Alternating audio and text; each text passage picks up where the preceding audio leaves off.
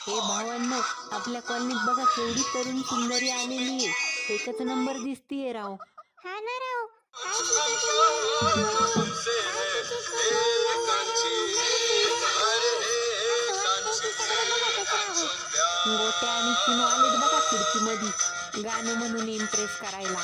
भावा, आपल्या कॉलनीत केवढी सुंदर अप्सरा आलेली आहे रे. हा ना राव. असं वाटतं इंद्रपुरीतून डायरेक्ट आपल्या कॉलनीतच उतरली. अप्सरा आली, इंद्रपुरीतून खाली पसरली लाली, रत्नप्रभात नुल्याली, ती हसली गाली.